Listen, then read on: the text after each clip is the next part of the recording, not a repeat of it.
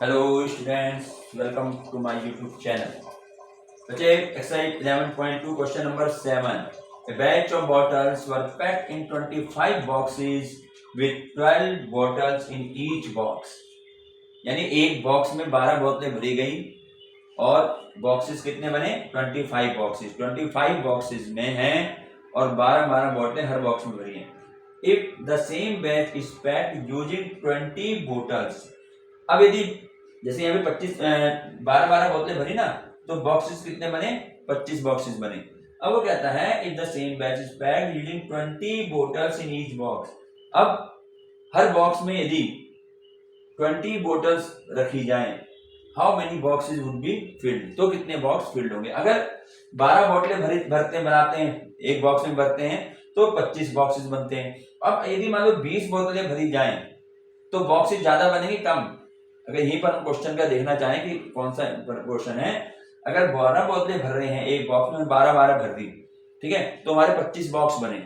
अब यदि मैं एक बॉक्स में 20 बोतल भरूंगा तो बॉक्स हमारे जो है वो 25 से ज्यादा बनेंगे या कम बनेंगे, ये देखना होता है. तो नेचुरली कम ही बनेंगे. जब एक बॉक्स में हम ज्यादा बोतलें भर देंगे तो हमारे बॉक्सेस कम बनेंगे. तो यहाँ पे बोतलें तो बढ़ गई और बॉक्सेस कम हो गए. वो समझाते हैं, देखिए.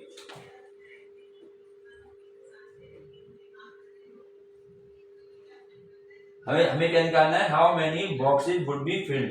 तो मैं यहां लिख दूंगा let the required number of boxes equal to Y ले लेते हैं. इस बार वाई ले, कुछ भी मान लो, हमने वाई मान लिया इस बार. फिर बता रहा हूं वाई मान लो, एक्स मान लो, जेड मान लो, ए मान, कोई भी वेरिएबल मान सकते हो. तो यहाँ पर हमने माने let the required number of boxes is equal to Y. अब यहाँ देखेंगे हमारे पास क्या क्या दे रखी, जो हम टेबल बनाएंगे टेबल में क्या क्या लिखना है. तो इसके लिए क्या देखते हैं, पहले ये देख लो 25 के आगे क्या है बॉक्सेस, तो एक तो हमें बॉक्सेस चाहिए, और ये 12 के आगे क्या है बोतल, तो हमें बोतल लिखना है. ये ऐसे देखा करो. तो एक तरफ हम लिखेंगे, पहले तो हम लिखेंगे नंबर ऑफ क्या है ये बॉक्सेस, तो नंबर ऑफ बॉक्सेस इसको हम किससे डिनोट करेंगे, एक्स से डिनोट करेंगे. ठीक है. और दूसरा में क्या आएगा, नंबर ऑफ क्या है नीचे बोटल्स, नंबर ऑफ बोटल्स, इसको हम y से डिनोट करेंगे. ठीक है. तो अगर यहाँ इसको नहीं मान रहे तो इसको हम a मान लेते हैं. तो y यहाँ आ गया ना, हमने a मान लिया कि let the required number of boxes be a. तो हमें a की वैल्यू निकालनी. तो देखिए क्या होगा, सबसे पहले ऐसे बॉक्स बना लेंगे. ठीक, इस तरह का बॉक्स. पहले नंबर ऑफ बॉक्सेस कितने हैं 25, और बोतल कितनी भरी जा रही है 12 बोतलें भर रही हैं. और इसके बाद अगर 20 बोतलें भर रही हैं, 20 यहाँ लिखना है, 20 बोतल यहाँ लिखी जा रही है, तो कितने हमें बॉक्स बनेंगे, हमने कितने माने हैं a माने हैं. बस इस तरीके से, ये इस तरीके से हमारा कॉलम कंप्लीट हो जाएगा. ठीक है. इस बार a ऊपर आ गया, कोई बात नहीं. अब इसको देखेंगे कैसे, मैंने बताया जहां भी x हो y हो a हो उसको नहीं देखना, उससे नीचे वाले के हिसाब से देखेंगे. कैसे देखेंगे, अब ये 12 क्या है, बोतल है, तो हम इसको ऐसे पढ़ेंगे कि अगर 12 बोतलें भरी जा रही हैं तो 25 बॉक्स चाहिए, ऐसे पढ़ेंगे. 12 बोतलें अगर भरी जा रही हैं तो हमें बॉक्सेस चाहिए 25, और अगर हम बोतलें बढ़ा दें 20 बोतलें कर दें तो बॉक्स हमारे कम हो जाएंगे. ठीक है ना. तो यहाँ पर बोतलें तो बढ़ गई, इंक्रीज हो गई, 20 हो गई, लेकिन बॉक्सेस जो है वो 25 से कम हो गए. एक तरफ इंक्रीज एक तरफ डिक्रीज. तो ये हमारा इनवर्स प्रोपोर्शन, इनवर्स प्रोपोर्शन, ये हो गया इनवर्स प्रोपोर्शन. समझ क्यों हो गया भाई, बिकॉज व्हेन बोतल increase the number of boxes decrease. तो अब यहाँ पर इसका फार्मूला लगा देंगे x1 y1 is equal to x2 y2. ये हमारा इनवर्स का फार्मूला है. x1 क्या है जो हमने ऊपर लिखा है 25 मल्टीप्लाई बाई y1 क्या है जो नीचे लिखा गया उसके साथ में 12. x2 कितना है, x2 क्या है, x2 ये है a मल्टीप्लाई बाई और y2 क्या है 20। ठीक है, मुझे यहाँ से a की वैल्यू निकालनी है तो 20 को मैं इधर लाऊंगा, डिवाइड में आ जाएगा, तो ये बन जाएगा 25 इंटू 25 इंटू 12,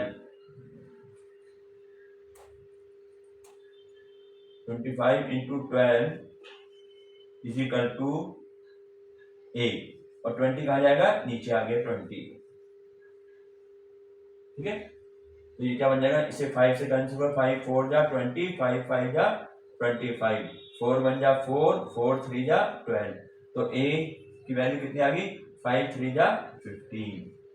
तो यानी हमारे पास रिक्वायर्ड नंबर ऑफ बॉक्सेस, तो number of boxes is equal to 15, ये हमारा आंसर आ गया।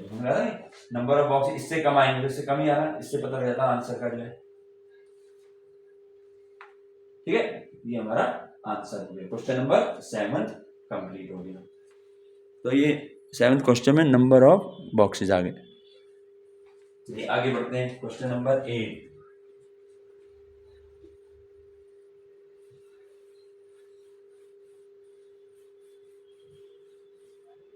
Question number 8। अब क्वेश्चन नंबर 8 की लेंथी क्वेश्चन है, तो हमने जो है इसको इसमें लिख दिया है। ठीक है, इसमें लिख के करेंगे, जैसे हम टांग देते हैं ना क्वेश्चनों को, तो यहाँ पे हम इसको टांग देते हैं। ये है क्वेश्चन नंबर 8। क्या है question, a factory require 42 machines to produce a given number of articles in 63 days. कोई फैक्ट्री है, वो 42 मशीनें जो हैं वो प्रोड्यूस करती हैं, बनाती हैं किसी आर्टिकल को 63 डेज में। ठीक है, how many machines would be required to produce the same number of article in 54 days. यानी कि मशीन 42 मशीन जो है वो कोई आर्टिकल बना रही है, उनको बनाने में उसको लगते हैं 63 डेज। ठीक है, तो अब ये कहता है कि हमें कितनी मशीनों की जरूरत पड़ेगी यदि हम उस आर्टिकल जो आर्टिकल दिया हुआ है जो बनाने में हमें 54 डेज लगे, यानी कि दिन हमें कम लगे। पहले 63 डेज लगे थे ना, अब 54 डेज में हमें काम खत्म करना है, तो हमें कितने मशीनों की जरूरत पड़ेगी, है ना। How many machines would be required. तो यहां पर क्या लिखेंगे, इसका सॉल्यूशन कैसे करेंगे। Question number 8, late the required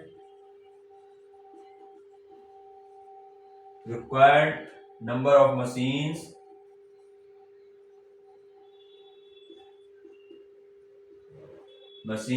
be x मान लिया हमने, हमने मान लिया that the required number of machines be x। ठीक है, अब यहाँ पर अब क्या क्या लिखें टेबल बनाने के लिए। फिर देखो यहाँ पर क्वेश्चन में देख लिया करो, 42 के आगे क्या लिखा है, मशीन लिखा हुआ है, तो एक तो हम लिखेंगे नंबर ऑफ मशीन्स। ठीक है, उसके बाद ये 60 क्या लिखा हुआ है, डेज लिखा हुआ है, तो हम लिखेंगे नंबर ऑफ डेज।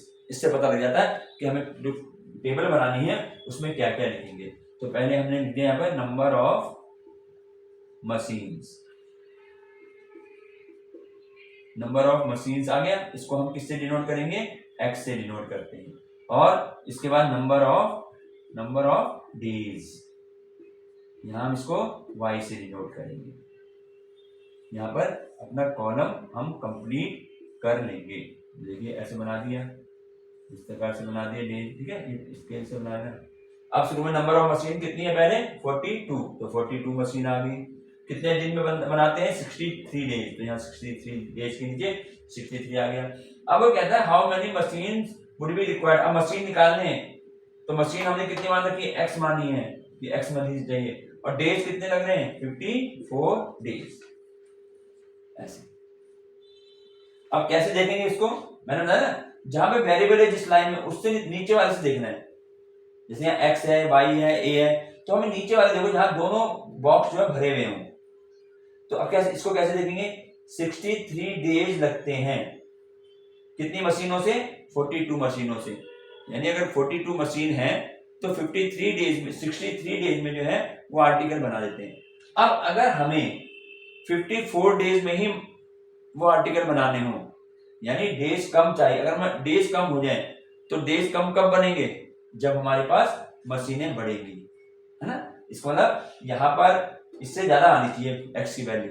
तो यहाँ पर क्या हुआ, देखिए यहाँ पर देखो, यहाँ पर जो है नंबर ऑफ डेज तो कम हो गए, लेकिन नंबर ऑफ मशीन यहाँ बढ़ गई। एक तरफ डिक्रीज हो रही है तो मशीन इंक्रीज हो रही है, जब भी तो जल्दी काम खत्म होगा जब मशीनें बढ़ेंगी। तो यहाँ पर इन दोनों के बीच में हमारा जो है इनवर्स प्रोपोर्शन है, इनवर्स प्रोपोर्शन। इसको देखने का यह तरीका है। जहां पर एक्स है उसको मत देखो, नीचे से देखो कि 63 डेज में अगर काम खत्म कराना है तो 42 मशीनें चाहिए, और अगर 54 डेज में ही काम खत्म, जल्दी काम खत्म कराना है तो मशीनें बढ़ेंगी। ठीक है, तो यहाँ पर तो 54 कम हो गया, तो यहाँ पर मशीनें बढ़ गई, एक तरफ डिक्रीज एक तरफ इंक्रीज, तो ये हमारा इनवर्स हो गया। अब इनवर्स के लिए formula x1 y1 is equal to x2 y2। अब x1 कितना है 42 इंटू 63, ये ना y1 63 is equal to x2 कितना है x है, और y2 कितना है 54 है। तो यहाँ से हमने वैल्यू किसकी निकालनी है, x की निकालनी है। तो ये 54 इधर आएगा तो किसमें बदल जाएगा, डिवाइड में। तो ये हो जाएगा 42 इंटू 63, ये डिवाइड में आ गया 54, और ये किसके बराबर रह गया, x के रह गए, ये x रह गए। इसे हम कैंसिल करेंगे। ठीक है, देखो अब 9 का टेबल आता है ना, 9 6 जा 54 और 9 7 जा 63। ठीक, 6 के टेबल में 42 आता है, 6 1 जा 6, 6 7 जा 52। तो x इक्वल टू कितना आ गया, इन दोनों की मल्टीप्लाई हो जाएगी, 7 7 जा 49। तो हम ये कहते हैं ना, अगर दिन कम होंगे तो मशीनें ज्यादा चाहिए, तो 42 42 से ज्यादा आ गई, आंसर में 49। तो हमारा आंसर क्या हो गया, number of machines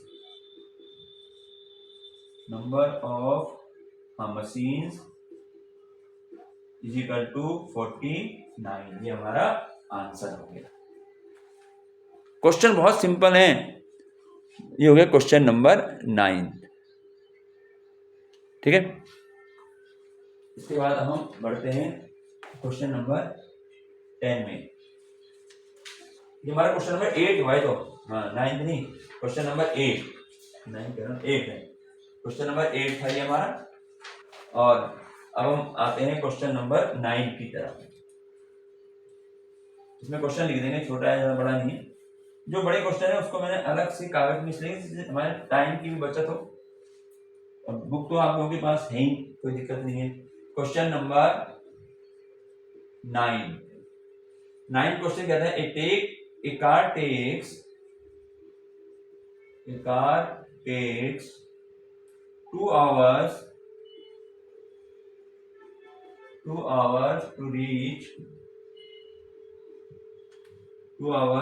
to reach a destination by traveling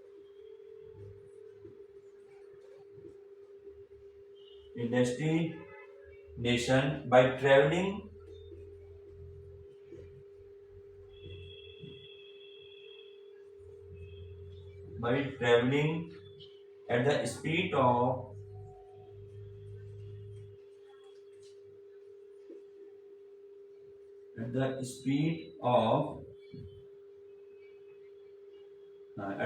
of 60 km per hour. 60 km per hour. How long will it take? How long will it take when the car travels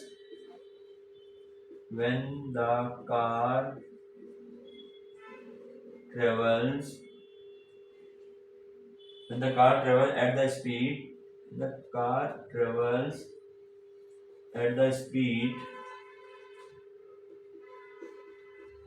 speed of 80 km per hour. Question, इसका solution देखो। Question क्या, simple question है, बहुत simple. क्या पूछा गया है, question है कि car takes 2 hours to reach destination by travelling at the speed of 60 km per hour। कोई कार जो है वो जा रही है अपनी डेस्टिनेशन, जहां उसने पहुंचना है उस जगह, वो 2 घंटे लगाती है अगर उसकी स्पीड जो है 60 km per hour है। अगर 60 km per hour के हिसाब से गाड़ी चल रही है तो वो वहां पहुंचने में 2 घंटे लगा रही है जहां उसने पहुंचना है। तो कहता है कि how long will it take when the car travels at the speed of 80 kilometre per hour. तो बताना है कि अगर कार की स्पीड 80 किलोमीटर पर आवर हो जाए तो उस जगह पहुंचने के लिए उसे कितना समय लगेगा। ठीक है, ये है क्वेश्चन। तो अगर 60 किलोमीटर पर आवर की स्पीड से जा रही है तो 2 घंटे में पहुंच रही है, और अगर 80 किलोमीटर पर आवर की स्पीड से चलेगी तो समय ज्यादा लगेगा कम लगेगा। 2 घंटे से स्पीड बढ़ा दी तो टाइम कम हो गया। तो यानी एक तरफ स्पीड तो बढ़ रही है और टाइम कम हो रहा है, एक तरफ इंक्रीज एक तरफ डिक्रीज। तो कैसा प्रपोर्शन हो गया, ये हो गया हमारा इनवर्स प्रपोर्शन। ऐसे क्वेश्चन ऐसे देखना है मुझे। ठीक है, तो यहाँ हमें क्या फाइंड करना, हाउ लॉन्ग, टाइम निकालना, टाइम यहाँ भी होगा। ठीक है ना, तो लेट, तो लिखेंगे late the required time, late the required time, यानी जो टाइम हमें चाहिए वो हमने मान लिया, इसको क्या मान लें, कुछ और मान लेते, एक्स वाई तो मानते चले आ रहे हैं, इसको हमने मान लिया, चलो ए मान लिया, ए आवर्स, ये मान लिया कि अब उसको जो है late the required time A hours हो गए। ठीक, ये अलग से मान लिया, जो एक्स वाई मानते चले जाओ, कोई दिक्कत नहीं है। तो अब यहाँ पर मुझे क्या क्या लिखना पड़ेगा टेबल के लिए, फिर देखेंगे क्वेश्चन में। एक तो क्या है, आवर्स दिए हुए, और एक क्या दे रखा है, किलोमीटर पर आवर क्या होती है, स्पीड होती है, किलोमीटर पर आवर स्पीड होती है। ठीक है, तो मैं यहाँ पहले चाहे इसको लिख लो चाहे पहले इसको लिख लो, तो मैं अगर इसको लिख लेता हूँ इस बार, तो यहाँ लिखेंगे स्पीड, स्पीड और ब्रैकेट में लिखना पड़ेगा किलोमीटर पर आवर, ये जरूर लिखना है कि हम स्पीड जो लिखेंगे यहाँ पर वो किलोमीटर पर आवर में होगी। ठीक है, और दूसरी चीज क्या है, आवर्स यानी टाइम, तो यहाँ हम लिखेंगे टाइम, और टाइम किस में आएंगे, आवर्स में आएंगे। ये जरूर लिखनी, दो बातें, किलोमीटर पर आवर और आवर्स। ठीक है, ये हो गया। तो यहाँ पर इसको तो हम क्या डिनोट करेंगे, एक्स, और इसको क्या डिनोट करेंगे, वाई। तो यहाँ पर हमारी ये टेबल बन जाएगी। जब ये पता लग गया कि कौन सा प्रोपोर्शन है तो कोई दिक्कत नहीं होती। अब देखिए स्पीड, पहले स्पीड कितनी है, पहले स्पीड 60 है, तो यहाँ 60 लिखना है। अब मुझे यहाँ पर किलोमीटर पर आवर लिखने की जरूरत नहीं, क्योंकि मैंने यहाँ इसलिए यहाँ पे लिखा जाता है ये, कि अब यहाँ पे जो भी मैं लिखूंगा वो किलोमीटर पर आवर में ही लिखूंगा, यहाँ पर जो भी लिखूंगा वो आवर्स में ही होंगे। तो 60 किलोमीटर जाने पर उसको 60 किलोमीटर स्पीड से चलने में कितने आवर लगते हैं, 2 आवर्स, तो यहाँ लिख दिया। और अगर स्पीड 80 हो जाए तो यहाँ 80 लिख दिया। तो टाइम कितना रहेगा, वो मान के चल रहे, रिक्वायर्ड टाइम जो हमें चाहिए वो हमारा ए है। अब यहाँ वही बात आ गई, अब बता दी तो मैंने कि अगर 60 किलोमीटर पर आवर चलता है 2 घंटे लगते हैं, अगर स्पीड बढ़ा दें यानी यहाँ पर इंक्रीज होगी स्पीड तो टाइम कम लगेगा, डिक्रीज हो गया। तो एक तरफ इंक्रीज हो रहा है, यहाँ से तो यहाँ स्पीड तो इंक्रीज हो गई लेकिन टाइम जो है वो इससे कम लगेगा। तो एक तरफ बढ़ रहा है एक तरफ कम हो रहा है, तो हमारा ये कैसा हो गया, इनवर्स प्रोपोर्शन, इनवर्स प्रोपोर्शन, ये इस तरीके से हो जाएगा। अब इसके बाद इनवर्स प्रोपोर्शन का यहाँ formula, x1 y1 is equal to x2 y2। तो x1 कितना है, यानी x क्या है, ये तो है x1 y1 x2, तो ये हो गया 60, और y1 क्या है, इसके नीचे जो है y है 2 आ गया। x2 कितना है 80, और y2 कितना है a, ये ऐसे हो गया। अब मुझे a की वैल्यू निकालनी है, तो क्या करेंगे 80 या डिवाइड में आ जाएगा, 60 मल्टीप्लाई बाई 2 डिवाइड बाई 80, और इसकी वैल्यू आएगी a की वैल्यू आएगी जो हमें फाइंड करनी है। अब यहाँ देखें, पहले हम 0 से 0 कैंसिल कर दें, 2 1 जा 2, 2 4 जा 8, और 2 2 जा 4, और 2 3 जा 6। अब देखिए यहाँ पर आंसर क्या है, a इज इक्वल टू 3/2। अब ये 3/2 आवर्स आ गए। ठीक है, अब मैं इसको यदि डिवाइड करता हूं इससे,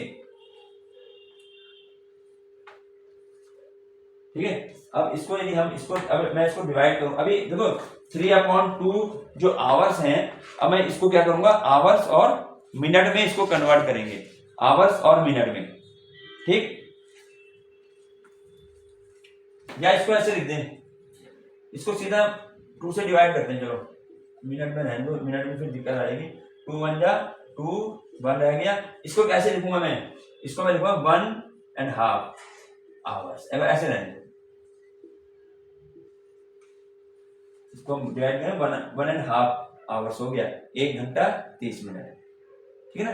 और उसको डिवाइड करूंगा मैं तो दिया जाएगा 1.5, फिर उसको वो आवर्स आएंगे, उसको मिनट बनाएंगे, तो उसको उसमें ना पढ़ करके हम सीधा आवर्स में ही इसको हमने निकाल दिया। तो हमारे पास रिक्वायर्ड टाइम क्या आ गया, required time is equal to 1.5 hours. यानी कि अगर 60 किलोमीटर स्पीड से चल रहे हैं तो वहां पहुंचने में 2 घंटे लगते हैं, और अगर 80 किलोमीटर पर स्पीड बढ़ा दी जाए, 80 किलोमीटर पर स्पीड हो जाए तो टाइम हमारा लगेगा 1.5 आवर्स। ये हमारा क्वेश्चन नंबर 9 हो गया, ठीक है।